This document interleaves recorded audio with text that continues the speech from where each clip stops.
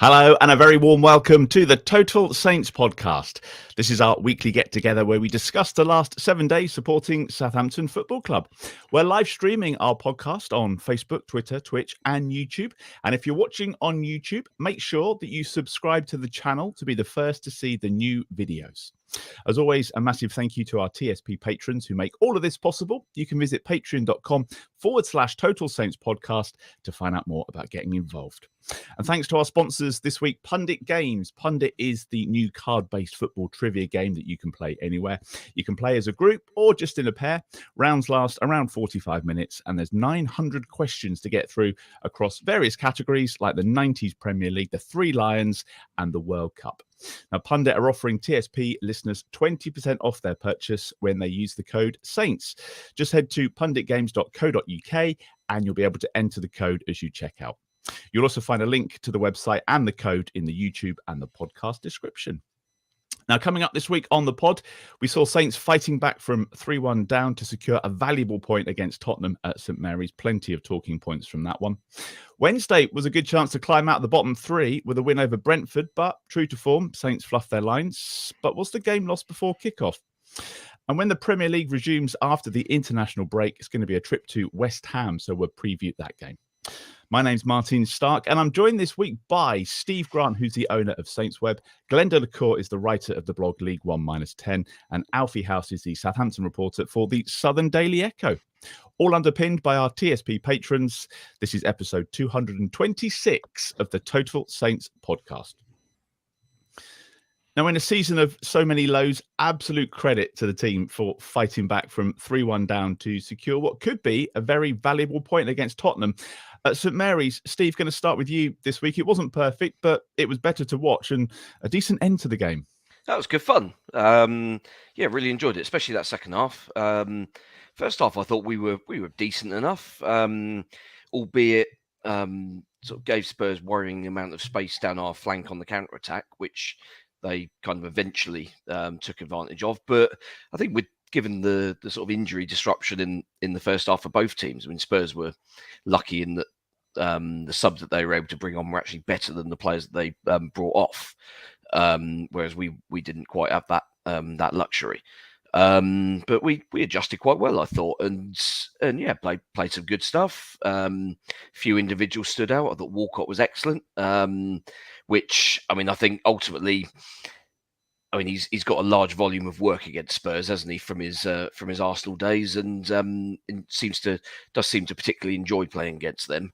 But no, I mean, I kind of struggle actually to go through that lineup and find anyone who played badly. Really, it was just a good all round performance. Even Elyounoussi, I thought was all right, especially first half. But it's just one of those, you come up against the better teams, you've got to kind of have everything fall your way, and it didn't quite. It felt. I mean, once we went 3-1 down, you just thought, well, kind of roll your eyes and you think, well, we've not quite taken advantage of those little periods when we were on top. Fraser Forster made a couple of good saves, one from Maitland-Niles and that one from Mara, when you kind of thought, okay, well, we're definitely sort of in the ascendancy here. But you can't. I mean, I've banged on about this so many times on here. Stop the cross coming in, because when you've had to bring in Maitland-Niles to play at centre back. I mean, as I say, I think he acquitted himself really well in that position, given it's probably about fifth on his list of positions that he's comfortable playing, if not lower.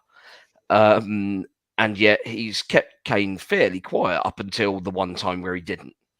But basically, him and Walker-Peters at the back post were never going to be able to out-jump him. So in that situation, you've just got to stop that cross coming into the box. And unfortunately, we didn't do enough to prevent that. So that was probably the only disappointing thing about the game, really. I thought that other than that, attacking-wise, we looked like we had a little bit of invention about ourselves.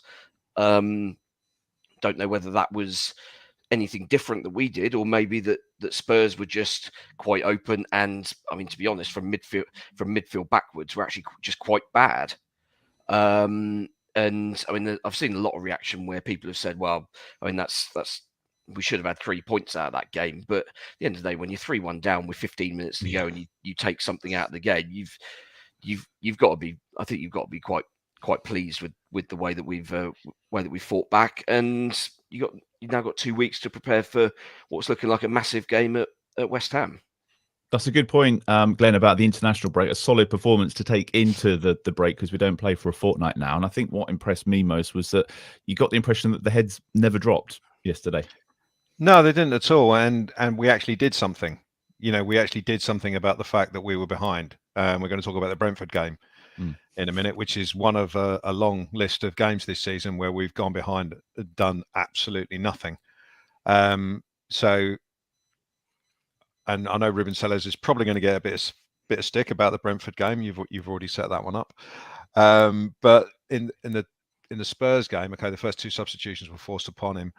The triple sub, all 3 players who came on were effective, including Sekou Mara, which really surprised me, because at least we know which one of the Chuckle brothers he is now. The one that's still alive, clearly. So yeah, he did really well when he came on, and he had a hand in the second goal, and forced that really good save out of Forster as well. So I think we actually, maybe because we were 2 down, it kind of forces your hand. You've got to go for it in the situation that we're in. But it was nice that things worked out, and all the players who came on, including Alcaraz, just excellent. And yeah, I totally agree with sort of Steve's summary of the game. The only thing is that the bottom line is we've only got 1 point out of 2 home games. Yeah. So, and I think Spurs were there for the taking. But you're 3-1 down with 15 to go. So happy days. It just seemed a shame to me. I was sat there when we were 3-1 down thinking, it's a real shame that we've been decent attack-wise today, and we've been good defensively recently, but we've swapped around. You can't match them up. Yeah, we swapped around today, and the first goal was just abysmal, because we'd let the Spurs right back Porro have 2 shots that he blazed over the bar, and as soon as the ball went out to him, I noticed Porro had followed someone into the central areas, and it's fine to do that if the man you're supposed to be marking has been tracked back by the left midfielder or any other midfielder. But for Porro to have that much space, that was just so amateurish. There was obviously a breakdown in communication somewhere along the way there. So that was horrible. And as Steve said, I don't blame anyone for the second goal. Yes, we should have stopped the cross. Good header. Third goal, again, they brought on Kulusevski and Perisic by accident. They weren't in the starting lineup. I think Kulusevski crossed the ball in for both the second and the third goal. Perisic scored one.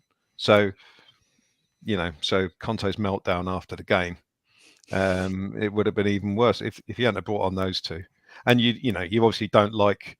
I kind of hold myself to certain standards, and with regards to wishing injuries on players, you never do that. But when Richarlison gets injured in the first minute, it's really funny. I'm sorry, I just couldn't help myself with him stuffing his head in his shirt and making a big performance out of leaving the pitch. Just there were tears, weren't there? Tears as he left. Well, I assume so. Get off, mate. No one likes you. Go away. You haven't scored a goal all season, and it was one less player to score against us. So no, I was. It was enjoyable, and it was nice for us down the Chapel end as well, because I think that's all 3 goals in the second half. I don't think we've seen. It feels like we haven't seen a goal down that end since about October.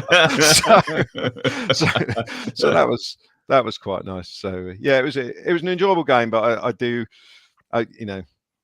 isolation, you're delighted with getting a point, having been 15 minutes from 3-1 down. But yeah, overall 1 point out of 2 home games doesn't feel like enough to me.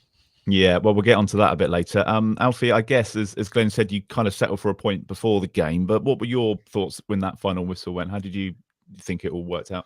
Yeah, a little bit relieved, to be fair. I suppose sort of something Glenn said is really typical Saints, that the first time they score 3 league goals in a game this season, they also go on and concede 3 as well. So you don't get the reward for that, really. But yeah, like Glenn mentioned, the first goal, I think Roman actually pointed to Pedro Porro and I must have been signalling to Moyo Yunus or something to come in and track him, and then obviously that hasn't happened, and he's completely switched off at that point. So I agree with Glen, and that's an awful bit of defending from Roman, who a player obviously I like a lot.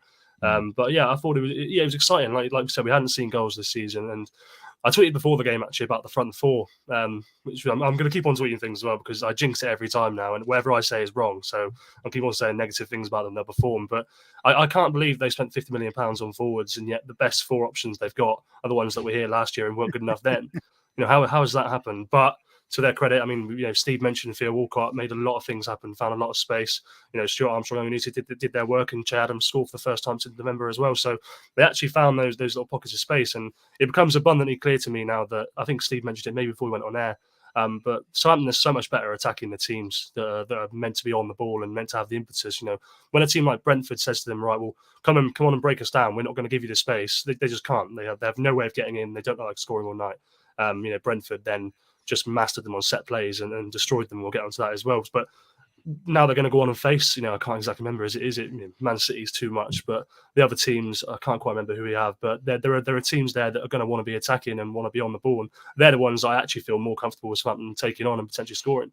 Yeah, we've got West Ham away, and then I think it's Manchester City at home, Palace at home, Arsenal away as well. That's going to be an interesting one. And then that Bournemouth game, which they've moved to the Thursday night. So some tough ones coming up. Steve, let's get into some of the specifics. A lot of people saying that might have been Theo Walcott's best game in a Saints shirt since his return. He seemed really up for that yesterday, and he's the surprise hero in this little run of form under Sellers. Yeah, I mean, I think ultimately he's a guy who's stuck his hand up and put in the performances. I mean, we mentioned it a couple of weeks back, particularly Grimsby game, where he came on with half hour, 35 minutes to go, and just showed up everybody else on that pitch with just the most. I mean, kind of didn't actually seem as if it was anything out of the ordinary. It was just some basic movement that was suddenly then causing Grimsby a whole load of problems. And I mean, we've seen what Brighton did to Grimsby this afternoon, and actually Grimsby's performance was no different to what they put in at St Mary's a couple of weeks ago. It was just that Brighton got the early breakthrough, and they didn't. Their keeper tried to shoot themselves in the foot, but they got away with it on VAR. But then, second half they just foot to the throat and got it done. But yeah, in terms of individuals, Walcott, as I say, is experienced pro, clearly has a lot of personal and professional pride, and ultimately there's a few players in that squad who maybe should be taking a little bit of a look in the mirror and sort of glancing over to Theo and saying, well, I mean, this guy's just turned 34 years old and has worked his way back into the team, and he's ultimately, let's be honest, he's one of the first names on the team sheet now. Yeah. And deservedly so. And as I say, there's players in that dressing room who should frankly be embarrassed that they've got in, that their performances have been so bad that they've let somebody like Walcott, who, let's be honest, we all expected him to be completely winding down this season, after not showing a great deal last season, and yet he showed them all up, and absolute credit to him. It's his movement. He's against Brentford. I know we're going to talk about that later, but there was no movement in front of the midfield, just none, and he'd been left out of that game. And the inclusion of Walcott and Stuart Armstrong to a lesser degree gives you two players with slightly more intelligence who are happy to, try and dart away from their marker. Stuart Armstrong will make runs sort of diagonally across the pitch, and he'll turn up in the central areas, and that means defenders have got to pass him on or communicate to try and get things sorted. But Theo Walcott is always on the move. He's never just static, being marked by someone. And we have too many players who just stand there. You stand there behind. In between. There's an opposition player in between the ball and where they are, and that's the key to making your attack and play work. And it's been so obvious this season that that's been a problem, and it annoys the hell out of me because surely it's a coachable thing. And it is something that bothers me. And as Steve said, when a 34-year-old striker who's done everything, let's face it, he doesn't have to be bothered. He's had a brilliant career. Whatever he does from here on in, maybe he's angling for another contract, and it's the classic case of his contract winding down, and he's now really putting it in. But he just makes a difference, and it comes to something when you have to rely on a 34-year-old who most people would regard as a has-been to come in and make the difference that he does. Well, we've spoken to Theo twice after recent games. He's implicitly aware of that role. I think he really believes that the young players probably do need to step up a little bit, and he thinks that he is the one who can guide them and show them, what they need to do. And I think it shows for sure. And he speaks really well, Alfie, doesn't he? When he does the interviews, he's not just trotting out all the cliches. He clearly wants to do everything he possibly can to keep the club in the league, and we're going to need players like that. He does speak so well. I think when I see people say, hopefully Theo stays in a coaching capacity or some kind of academy role, he's going to get paid a lot more money to do media gigs somewhere else because he is such a good speaker. He's clearly quite intelligent. He's got a lot of passion about the game, and a publication will pay a lot of money to take him on, a lot more than somebody probably would to coach 18-year-olds, unfortunately. Yeah, that's the thing. The other player, of course, Alfie, that came in yesterday was Lavia, and we need to mention that his part in that goal, because that pass for Che Adams, I think it was, or that when the pass in the lead up to Che Adams' goal, that's the kind of thing that's been missing from our matches when he isn't playing. He was key again for me. Yeah, he's just an unbelievably good player, isn't he? Let's be honest. He's 19 years old, and I can't fathom it. He's so clever, and he has actually got that ball down to the lock, that wide ball, cutting both the winger and the centre fielder out completely in that channel, and playing somebody in. And I think I spoke to a couple of supporters at the Giddy Bridge yesterday after the game. Actually, went there for a couple of pints with a couple of supporters just to see what people were saying. And how was that? It was all right, actually. It wasn't too bad. They didn't let me in at first, so I didn't bring my ID, which is a bit stupid. But I thought I looked over 18 by now, so I had to walk back home.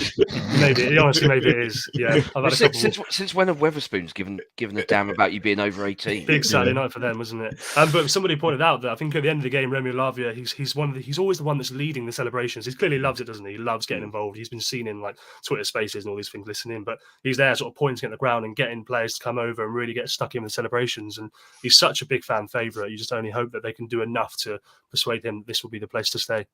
Yeah, fingers crossed. Just going one more thing on that. Lavia can only play that pass because Walcott makes the run. Yeah, and this is what was the problem at Brentford. Everyone was digging into Diallo for not passing the ball, and yes, he's not as good a passer of the ball as Lavia is, obviously, but we could have had the two best midfielders in the world playing in that Brentford game. Such was the lack of movement that they wouldn't have been able to find a pass forward anyway. So it's all very well getting frustrated because we go sideways and backwards, but if no one makes a run, you can't do it. It's the old cliche. It's called pass and move. You can't have one without the other. Simple. Just a word, Steve, on the January signings. Alfie was talking about his tweet there. It is that reflection that it really hasn't worked when we've got £50 million worth of forwards that we signed, and they're clearly not good enough. That crying out for them to start yesterday, and they're deemed not good enough again. It's been a bit of a mess, the January signings. I disagree on Sulemana. I thought his impact was really important yesterday. And it was odd, wasn't it, that we've seen him try to make those runs and those tricks against fullbacks, and none of it's come off to date. And yet he comes on for 25 minutes or so yesterday, and every single time he's got the beating of whoever it is he's coming up against. Whether he's got 2 or 3 players on him, he finds a little way through. So that is kind of the demonstration of exactly what we've seen in him and why we've paid out the money we have. And maybe it's at the end of the day, he's still young, and we do have to kind of accept that, yes, we spend big money on our terms to bring these players in, and there is an automatic expectation that these guys hit the ground running, but they are still human beings, and it's not a given that a player will adapt immediately to their new surroundings, especially given the guys that came in January, coming into the absolute mess that the club was under Nathan Jones. It was just complete carnage, and it would be understandable for any player coming into that environment to kind of look around and go, "What the hell have I walked into here?" But I mean, also on Ratchu probably hasn't been given as much opportunity as he might have done, given A, his price tag, and B, his goal record this season, albeit in Belgium. At the end of the day, he's still got more goals than any of our other players. So it would have been interesting to see what he'd be like. But I thought Mara came on and was excellent, and that was exactly the sort of thing that we saw when he did the same against Leeds back in August. Yeah. Come off the bench at 2-0 down, and you kind of think, well, sod it, I haven't got anything to lose, and put in the exact sort of performance that we've been looking for. And the key is to now kind of extend that and get a bit more consistency from these players, whether it's off the bench or from a starting role. Because I think everyone probably would have expected Sulemana to have started yesterday. But maybe coming off the bench in the way that he did meant that he could go full throttle for those 25 minutes. Didn't need to have any sort of managing of his energy load or any of this sort of stuff that players will naturally go through during the game. Because there was a period like at 1-1 where basically both teams seemed to decide, right, we both need a rest here, so let's just knock it around the back for 5 minutes. Because that second half was apart from those 5 minutes, was just absolute chaos. And at the end of the day, with new signings, you spend money, you want to have kind of instant return. But realistically, as long as they're contributing enough, and I think Sulemana has shown enough. I mean, Bree has filled in at right back when needed to. I think at the end of the day, he was only ever going to be a stopgap because we needed a player in that position. He was available for very little money. He was the right price at the right time. Yeah, exactly. Really. And I wouldn't even necessarily associate him as a Nathan Jones signing. I think Jones knew about him, but he was available for absolutely the right price for a short term. I mean, it may well be that we sell him on somewhere in the summer and upgrade again. But he's kind of come in and he's been thrown in at the deep end, but he's not been awful at all. He's done what's needed to be, really. So yeah, I mean, overall, January money, we've spent a lot, but there's never a surefire success, especially at the sort of levels of funding that we're talking about. I mean, if we were City or United or Chelsea spending those sort of money, those sort of sums, then I think you've got more reasonable expectation of an immediate return. And you're kind of seeing with Chelsea that actually even in their situation that may even be unrealistic, because they're properly sort of disjointed because of how many sort of how much stuff they've thrown at the wall and just trying to make something stick. It's not an easy game.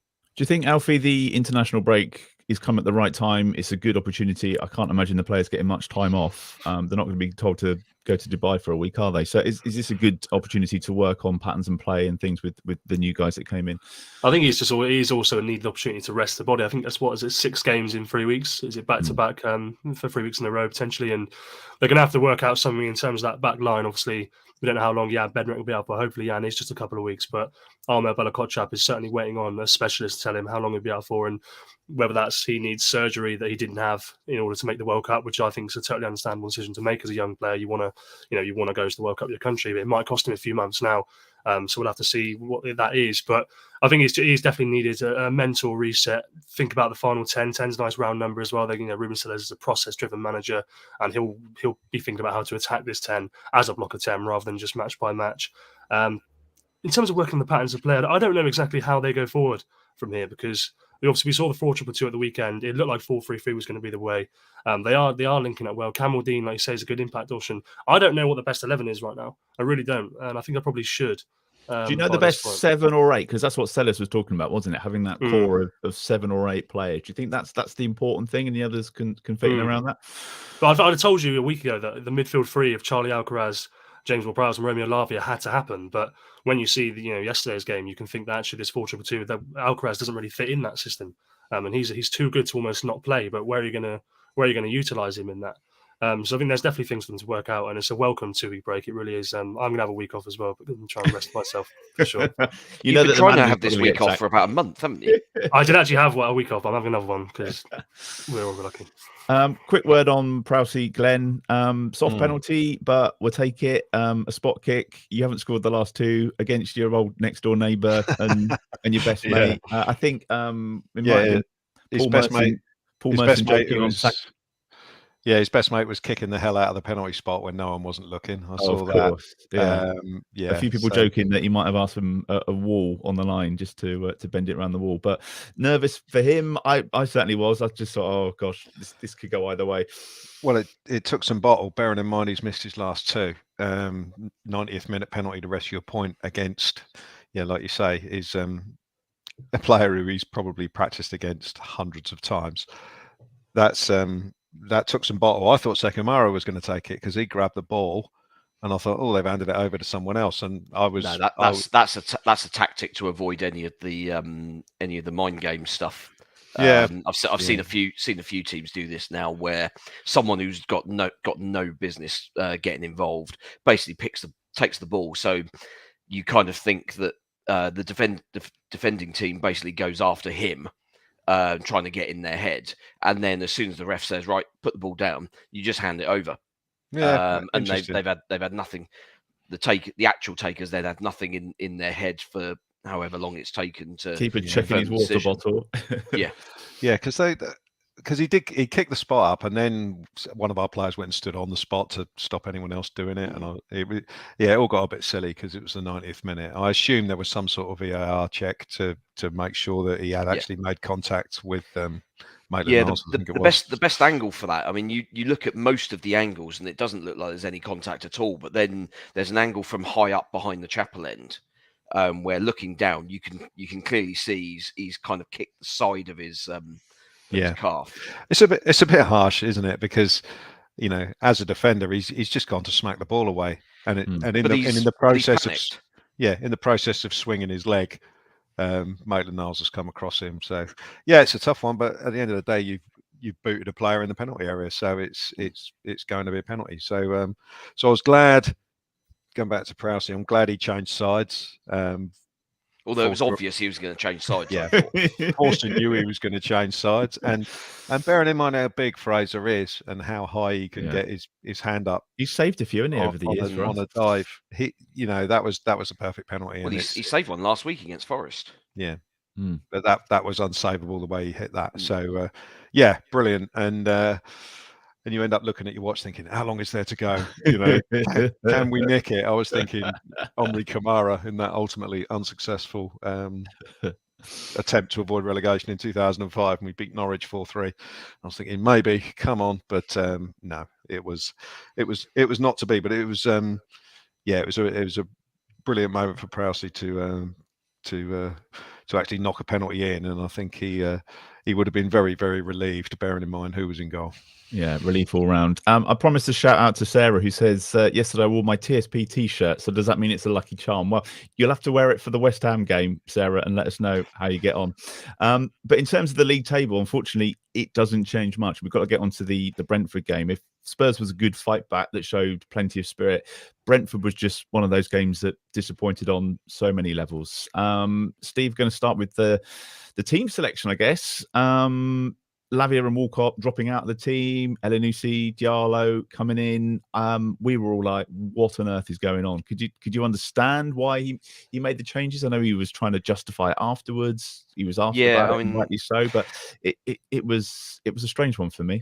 The justification I thought was kind of a little bit disingenuous, but managers will always kind of shield players from any. He said it was a no-brainer. He said it was a no-brainer to bring them in. Yeah, he says a no-brainer because he played 3 games in a certain amount of time. So Diallo has been working really well. It was a no-brainer.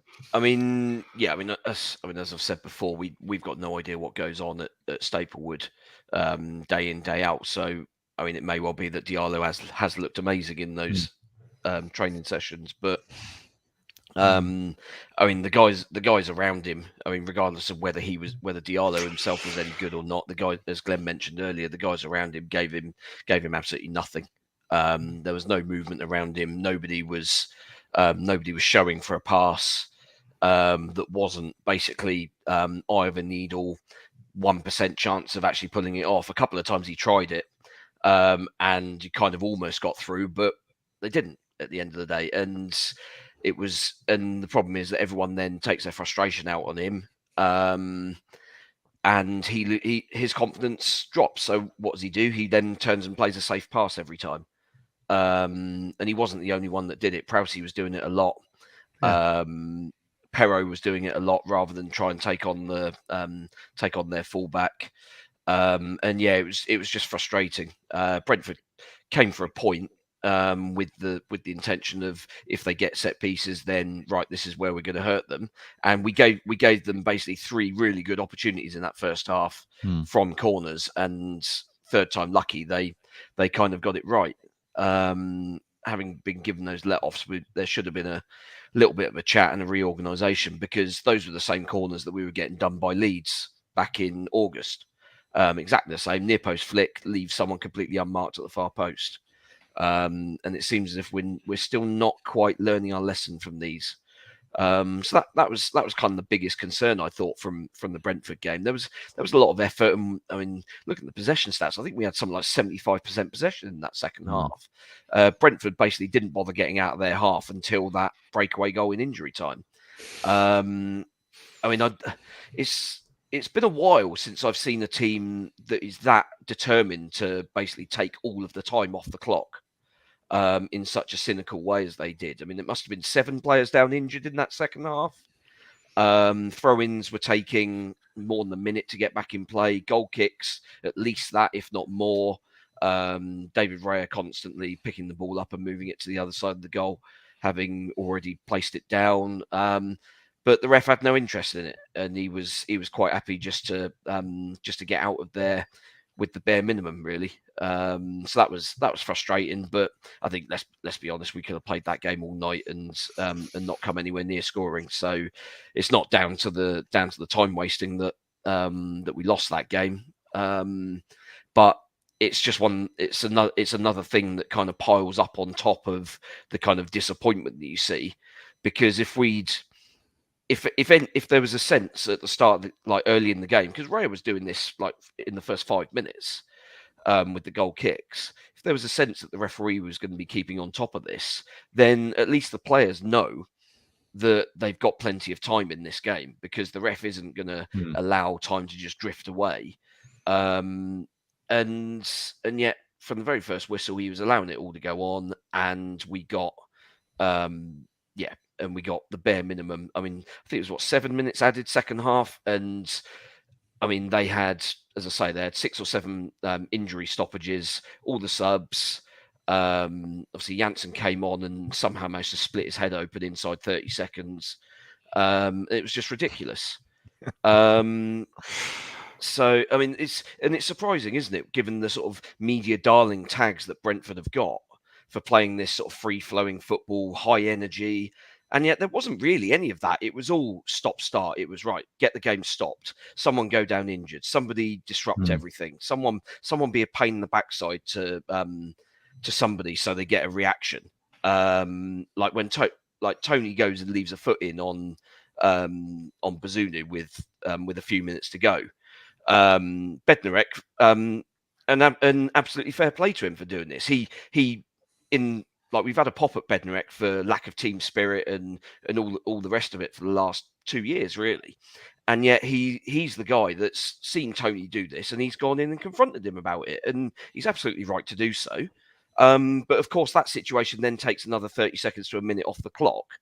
Bednarek gets a booking, and yeah, so that's more time that's gone, and it's just it was just infuriating. And it was one of those, you just think, well, I mean, ref might as well just blame for full time at the start of the second half, because we were never going to be able to build up a head of steam while he was allowing all of that to go on. Even like if we basically put yesterday's second half performance in against Brentford, we wouldn't have been able to do it, because we'd have never built up any sort of momentum at all. It's just a dreadful watch. Is this, Glenn, ultimately going to be our I mean, there'll be lots of things that will be our downfall coming into the season, but the points that we get against Chelsea, United, Spurs, they just don't mean as much when we follow them up with games like Leeds and Brentford. And I've got sort of one eye on West Ham that's coming up. It's a game which we think we ought to get more out of, and we don't. Is that going to be the problem come the end of the season? Yeah, I mean, we've spoken about it before. It's been a hell of a lot of 50-50 games that we've had this season, and we've lost virtually every one, usually scoring 0. And it's, I'm only speaking from experience of our most recent top flight relegation in 2005. This is exactly what we did then. We lost all the winnable games, or didn't win them. And usually we talk about Saints' season will be defined by the games against the other 14, if you like, and the games against the big boys are bonus games. But if our season was defined by results against the other 14, we'd be down already, because no one was expecting 2 wins out of Chelsea. And I know they're not one of the big boys, but no one would have been expecting 2 wins against Leicester either, because they're seen as, at the start of the season, they were seen as one of the, the better other teams. So that tells us that with the games coming up against, City, Arsenal, Newcastle, maybe we can get something out of those. But we can't be going to West Ham and losing, because we're at that stage now with 10 games to go. We cannot be losing that game. But this Brentford game was another one where you're looking at it thinking, Brentford at home, they've just lost. At the end of the day, yeah, they're doing well this season, but they're beatable. In the same way, again, Fulham are doing well this year, but again, they're beatable. And we just didn't do enough. We let in the rubbish goal from the free kick, which had been coming, and then did nothing. And it was just desperately disappointing again. And we've had it on a few occasions last year where we had a chance to win, to like break into the top half, and or before that we've had a chance to win to.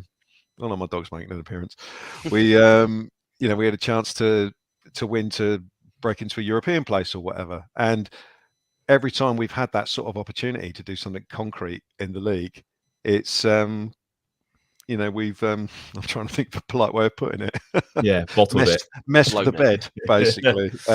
We've messed the bed, and it hasn't happened. So it does worry me that, if we've got a game towards the end of the season where win this and we'll stay up, it just seems to be something about the mentality. So whilst the mentality against Tottenham was great, the mentality against Brentford wasn't.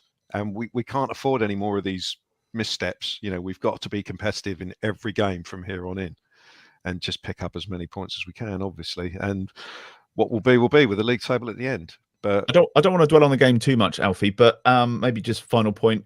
Did we underestimate them? Did I underestimate them? I thought this was the free hit. We're going to win. We're going to move up to 16th or 17th, and it's going to be happy days. But actually, they are masters of wasting time. They've been playing together a long time. They're obviously a bit of a threat, but they were happy to kind of sit in and run the clock down. And that first goal changed the game. So in a way, did we underestimate them a bit? It's a tough game. Yeah, they are masters of wasting time and whatnot. I do think that's a little bit undersells them a little bit. I think they are a genuinely very good team. They know how to play against good teams. They know how to play against bad teams as well, like Southampton have been this season. I think the warning signs were there from the last 2 times you've been to Griffin Park, and it's a very similar sort of game plan for them, isn't it? Just to destroy this, defensively relatively naive team aerially, and then not give them any spaces to attack, and say, actually, you're going to have to work out your own bits of quality to try and get through our defence. Because we don't believe that you'll do that. So I didn't. Yeah, I mean, it's easy to say this now because I predicted a win versus Brentford and I predicted a loss versus Spurs. But on reflection, it probably was very predictable that Brentford would come to St Mary's and would grind it out like that. I agree with Glenn wholeheartedly in terms of while I've been impressed by what I've seen at certain times by Southampton, I'm still a little bit worried about that big game moment. And when I say big game, I don't mean going to Old Trafford or whatnot. I mean playing against, like, say, Leeds or somebody else, Bournemouth even. That Bournemouth game's going to be huge, by the way, and you just have to hope that quality is enough there, because Southampton is a better team than Bournemouth. I don't doubt that for a second. But yeah, so I do worry a little bit, can they pull out in the big moment? I think people like Jan Bednarek, as much as they are chaotic, they have to be the drivers of that. It can go one of two ways, can't it, with someone like Jan? We saw it at Griffin Park last year. It's not in Griffin Park, is it? Brentford Community Stadium last year, just how much he could be destructive in the back line. But it looks like they're going to need him this time around. So, yeah, a little bit worried, but we live in hope. Well, the international break is probably going to be key, a chance for the team to work hard, spend a bit of time with some of the new signings as well. And then, of course, it's West Ham on the Sunday afternoon. Steve, we're going to probably see some changes depending on injuries and who might recover at the back over the course of the next 2 weeks. But what have you made of West Ham? Because it seems to me they're a team there for the taking. And as we've just been talking about, one of those games where we absolutely have to pick up some points. They're such an odd bunch. For such a team that's finished 6th and 7th in the last 2 seasons, and then brought in some real quality players addressing some key problem areas in that team last summer, to have suddenly collapsed in the league is baffling. I suspect part of that is sort of an inherent conservatism from David Moyes.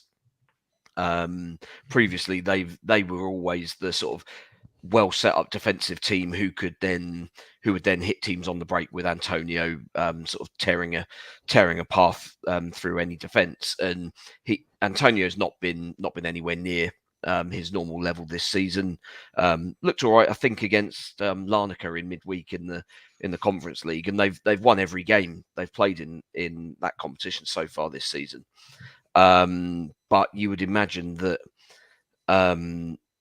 their big thing has got to be making sure they're fine in the league. And actually, we kind of go into it in a bit of a sort of 4D chess sort of scenario with this, whereby if we go and win at West Ham, David Moyes almost certainly gets sacked, and then West Ham brings someone in and they pull clear very comfortably. Whereas if we go there and if we lose, then Moyes is obviously fine, but we don't want that. If we go there and get a draw, that's probably okay to keep Moyes in a job for another couple of weeks, and they can kind of push that down the road, kick that can down the road another couple of weeks. But I think realistically, we just, as ever, look after your own interests. And West Ham are going to be a team that will need to be attack minded against us. They will look at us and think, well, conceded 46 goals in Premier League this season. They're a weak defensive team, so they will have to. Their fans will demand that they're an attacking force against us, and that gives us an opportunity to pick them off, sort of at the other end in transitions in the way that we did to Spurs yesterday. So that's got to give us a good opportunity, I think. And yeah, key is getting the right players back fit. I would assume with Bella-Kotchap's shoulder, I would imagine he'll be a slightly longer term absence. So you're looking at if assuming Bednarek is probably okay after 2 weeks of rest. I don't think he's broken anything with his ribs. So if he's okay after 2 weeks recovery, then him and Salisu with Walker-Peters and Perro either side should be fine. To be honest, I would have said that any combination of those 3 centre backs with those specific fullbacks, I think is our best defensive setup, as long as you've got the midfield screen. And now we haven't got any other than I think Bournemouth's the only midweek game we've got left now, isn't it? Yeah, the Thursday night, isn't it? There's no excuse to be resting and rotating players now. You've got 1 game a week. You've got to be playing. Obviously, other than maybe a few switches for, say, Man City or Arsenal, where you might go a slightly different tactical system, which might swap out certain players for more defensive-minded players. I think you work on your best 11, and you pick those every game, regardless, as long as everyone's fit. And you've got to kind of hope that the system that we now seem to be reasonably satisfied with gives us enough quality to pull us up enough places in that table. Let's be honest. There's still a hell of a lot of dross in There's in that table. we've picked a really good year to be rubbish, haven't Yes. we? Oh, Let's be absolutely.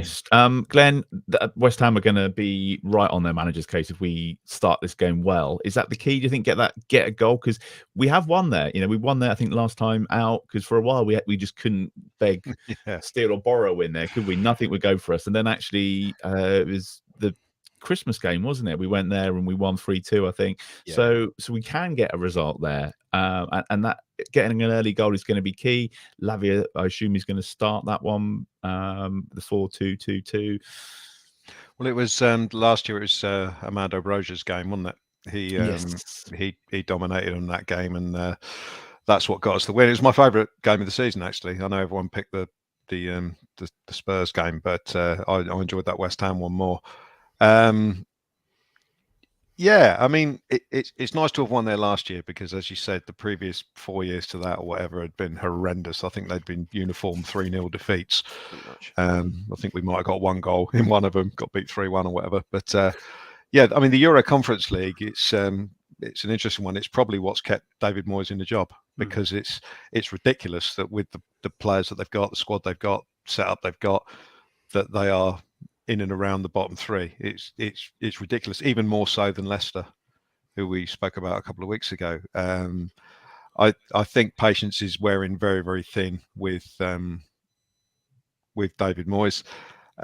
When West Ham were at the Berlin ground, that they could turn quite quickly. I'm not sure if it's quite the same. Well, it's from about 50 yards away here, isn't it? Yeah, it's probably not as loud.